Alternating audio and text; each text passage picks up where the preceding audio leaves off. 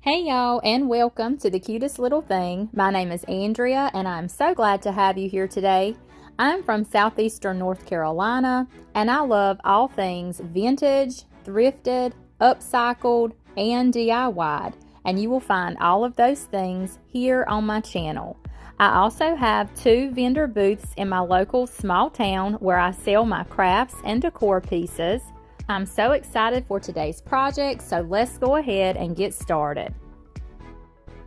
I'm so excited to show you today's project. We are going to be using these faux apples that I get from Amazon. I will include the link to them in the description of the video. They look so realistic. So first, I just take my wire cutters and get out the stem of each apple. And you can see a little hole that it leaves there, but that's okay because we are going to be putting something there. Now, for this part, you can use these dowel rods. You can get them at Walmart, Hobby Lobby, or pretty much any craft store. Or you could also use sticks from the yard, which is my favorite because it gives it more of a rustic look. But whatever stick you choose for your apple, just go ahead and place that right inside of there. And if you haven't guessed by now, we are making faux candy and caramel apples, and these are the cutest little thing. I can't wait for you to see. First, we'll do the red ones. I have this Apple Barrel Candy Apple Red, and I'm also putting in some of the Apple Barrel Barn Red and a little touch of black just to get that perfect candy apple red color. And you do want to use the gloss Mod Podge here. And I just mix my paint in my bowl and pour that glossy Mod Podge in that paint. I don't measure anything. You can just use good judgment on what you think is good as far as your color and your Mod Podge mixed in. Then you just want to coat your apple with that paint.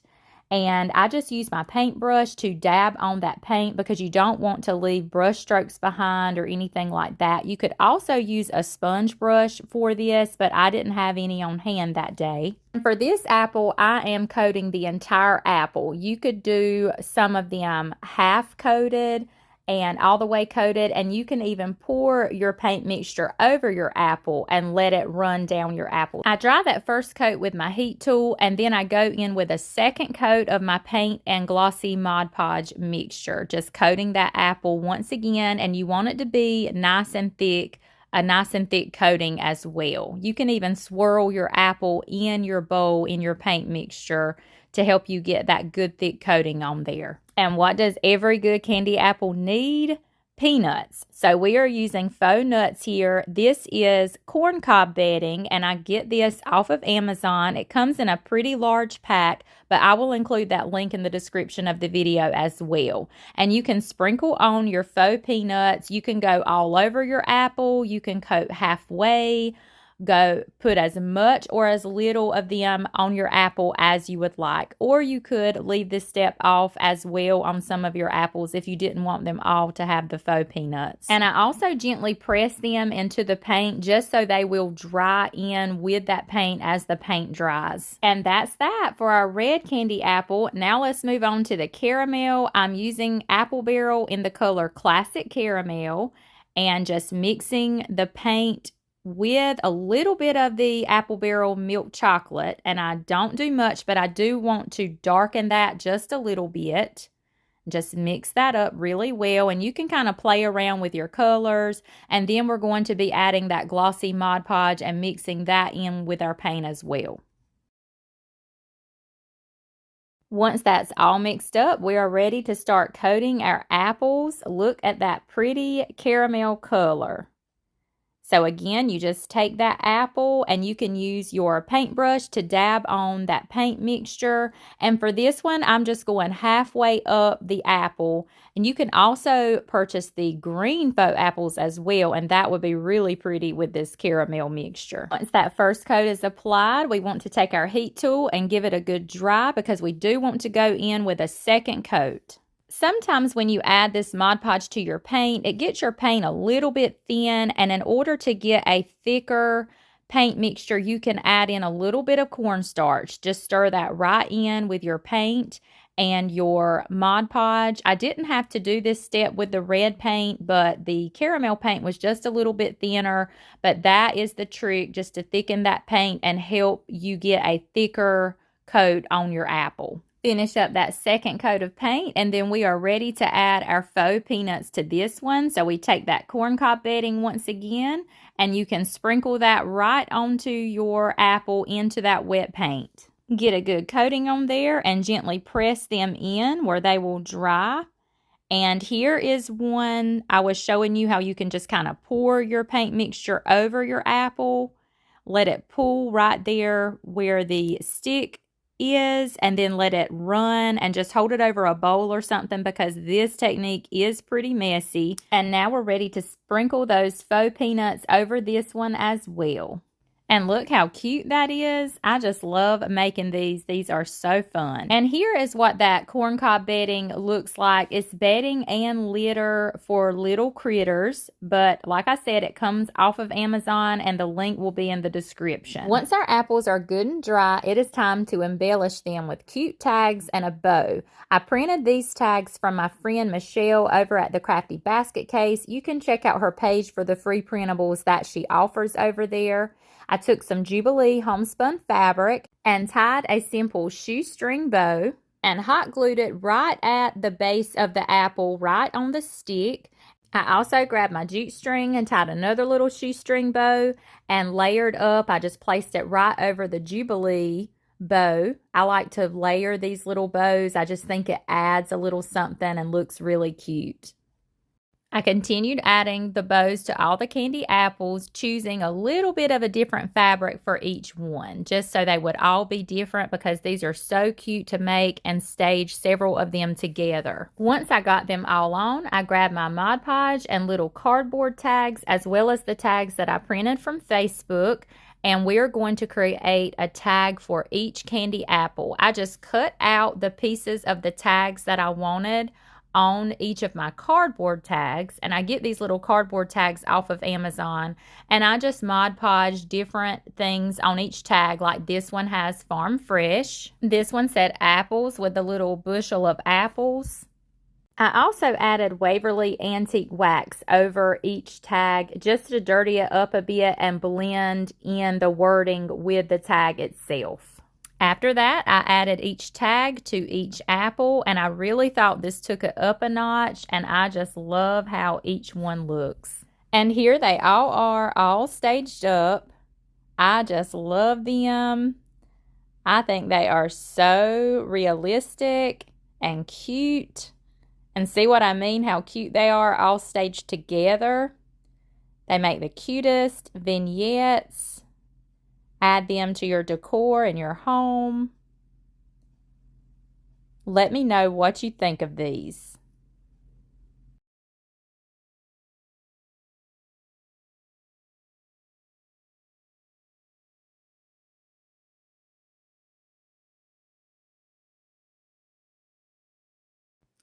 I hope that you are enjoying today's content. If you are and you're not already subscribed to my channel, I hope that you will consider, before you leave today, hit that notification bell. Be sure you are receiving all notifications. I would love for you to become part of our YouTube family. Okay, let's get back to the DIYs. If you hang out with me very long, you will know that I love to make fake bakes, and that's what we're making today, some faux apple cinnamon donuts. I already have flour and salt in my bowl mixed up. I have 2 cups of all-purpose flour and a cup of salt. We're also going to need ground cinnamon and apple pie spice. But first, I get that flour and salt mixed together really well in my bowl. Then we are going to add some water. I always start with a 1/2 cup of water, and I'll mix that, and I'll add if I need any more. If my dough is still dry, I'll add a little more water. And if it ever gets too wet, too tacky to the touch, you can always add more flour in. But this is the consistency that you're looking for. You just want a dough-like consistency, almost like a Play-Doh, but you don't want it to be sticky to the touch. And I just pinch a piece of that off and roll it in my hands. I roll it into a bowl, and then I kind of press and flatten it out. Not too flat. You can kind of see how I'm shaping it here with my fingers and rolling it around and around in the palm of my hand. And then I take something to punch the hole in the center. This is actually a medicine dropper, and one end of it just has the perfect size end to make this mini donut hole. So that's all I use. I just press it through, flip it over, and press it through again on the other side. Just continue rolling it in your hand and shaping it until you are happy with how it looks. And just continue doing that until you make your way through your batch of dough. I'll just go through this again so y'all can see it another time. Just, you want to get that piece of dough and roll it in your hands, making a ball shape. Then kind of flatten it a little bit. Not too flat, because we want it good and thick, like the size of a donut. Make that hole in the center. Once you have them all made, you want to put them in the oven on 175 degrees, and I normally bake them about 2 hours. I'll flip them over after an hour and then let them bake another hour. Once they are out the oven and good and cool, we are ready to get our cinnamon and apple spice over our donuts. So I have some black coffee here, and I did add a little bit of cinnamon and that apple pie spice to that black coffee. You are also going to need some Epsom salt. I almost forgot that part. And I just sprinkle some of that salt in a plate, as well as that cinnamon and that apple pie spice. You can also use pumpkin pie spice. It's just all according on what kind of faux donuts you are making. And you want to mix that really well. Mix all those spices in with that salt. Grab a paintbrush and brush on that black coffee mixture. While that's still wet, you are ready to sprinkle on your salt and cinnamon and apple pie spice mixture. Just sprinkle it all over the top and those sides, and then once it dries a little while, you can flip them over and coat the bottom side of your donut with the coffee, and then sprinkle your cinnamon mixture over the other side as well. And continue this process until you get all of your donuts coated. I grabbed this cute little basket. I like to pick these baskets up from the Dollar Tree. And this is some fabric I got from Hobby Lobby. I just cut a little section out to line the basket. And then I took a strip of that same fabric that I just ripped into strips. And I am tying a simple shoestring bow. Y'all know how I love using these simple bows in my projects. And I'm just going to hot glue that right onto the edge of the basket. And I'll hot glue a jute string bow over that. Now we're ready to fill our basket with our donuts that we made. These are so cute, staged in a little picnic basket like this. I also had some cinnamon salt dough cookies that I had made. I was staging some baskets with some of those, as well as some mini Bundt cakes. I get that mini Bundt cake pan from Walmart.com, and I just press the dough into that Bundt cake mold pan, and you bake it just like you do your donuts. And for the cookies, the salt dough recipe is pretty much the same, except you add cinnamon into your dough and you add coffee grunge to darken it just a little bit. And then you brush on coffee grunge after your cookies bake and dry and cool off. You brush them with your coffee grunge mixture. So I was just staging up several baskets this day, adding the little bows to them as well. I just think they are super cute. Y'all let me know what you think of these. And here they are, all staged up. I just love how everything looks together. The candy apples with the donuts and that Harvest Bakery sign. That was a metal tray that I purchased from Hobby Lobby. I painted it with green chalk paint and then did a faux rust technique. And then I decoupaged that image, and it was purchased from an Etsy shop. I decoupaged that image on there, and it just went perfectly with all of our faux goodies. For this project, we are going to be making more cinnamon salt dough. So we're going to need that all-purpose flour, and I do 2 cups of that. Grab that salt, and we'll need a cup of that. And I like to mix the flour and the salt together really well before we add anything else. Next, we will need ground cinnamon, and I like to add 2 heaping tablespoons, as well as 2 heaping tablespoons of pumpkin pie spice. Mix that together really well. And for this recipe, I like to add coffee grunge, and I start with 1/2 cup. If you're not familiar with coffee grunge, it is hot water, instant coffee, cinnamon, and vanilla, and I also add pumpkin pie spice to that. And if your dough is still too dry, you can go in with a little more of your coffee grunge, or you can just go in with some water. Play around with your dough. If it's too tacky, too runny, you can add more flour, and if it's too dry, you can add more coffee grunge or more water. And just knead your dough and mix until you get a Play-Doh-like consistency. Sprinkle you a little bit of flour onto your surface that you're working on, and just dump that dough right out of your bowl. To me, it's easier to work with your hands rather than your spoon, and that way you can just squeeze it and knead it and get it the consistency that you like. Grab you a rolling pin and roll your dough out flat, and you can decide the thickness that you want your dough. And I'm just going to use this cookie cutter to cut me out a few cookie shapes. I decided to do some heart shapes as well. I laid those cookies on a baking sheet, and then I'm just balling this dough up again. I have this mini Bundt cake mold that I got from Walmart.com, and I love making the mini Bundt cakes with this cinnamon salt dough.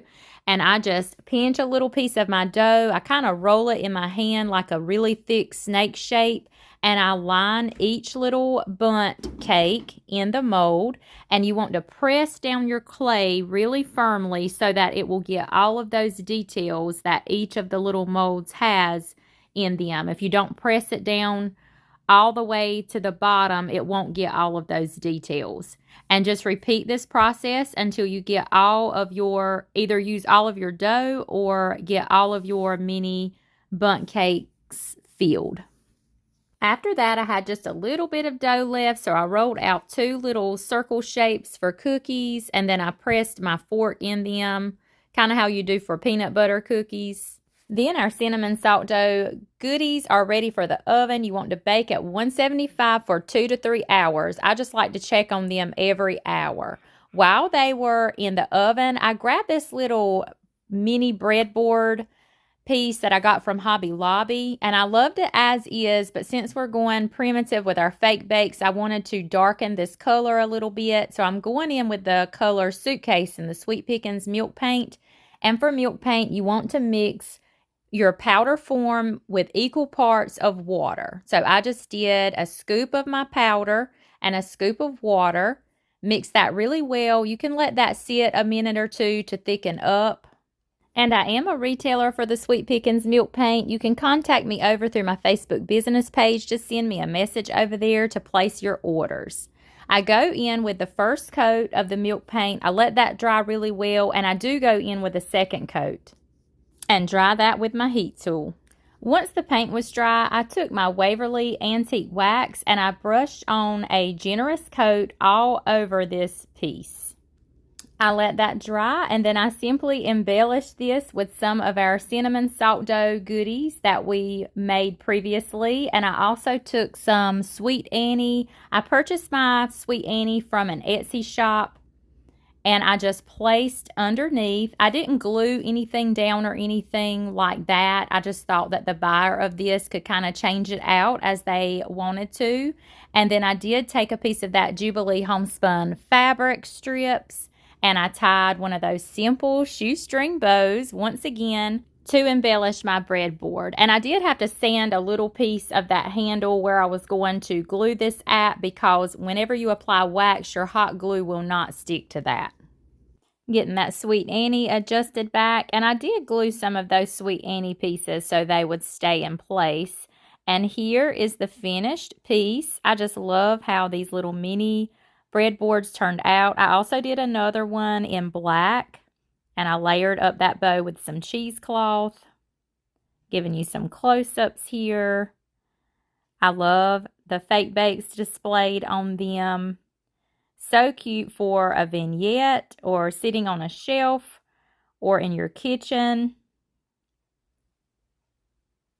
So many possibilities with these fake bakes. Let me know what you think.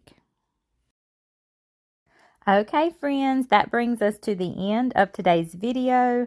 Let's take a look at those finished projects one last time. I love making these candy and caramel apples. I hope that you will give them a try. Leave me a comment. Let me know if you will be trying these or if you have already tried them.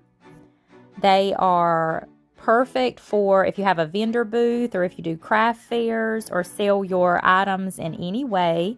They were very popular in my booth as well as in my recent auction over on my Facebook business page.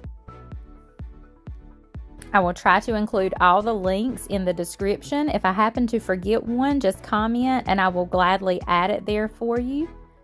And also comment any questions you may have about today's projects. Don't forget you can catch me live over on Facebook. I usually go live every Tuesday and Wednesday morning at 10 a.m. Eastern Time. Sometimes I have to change my schedule up just a bit. It all depends, but I will always post any changes on my page. I hope y'all have a blessed weekend ahead and a great week next week. I hope everybody's having a wonderful summer and staying cool. You can also check out some Christmas in July projects I did on my Facebook page as well. I never got a YouTube video done of any Christmas in July, but it won't be long and I'll be making more Christmas projects and getting some new videos over here on YouTube. I thank you all so much for your support of my channel, and I will see you all next time. Bye for now, friends.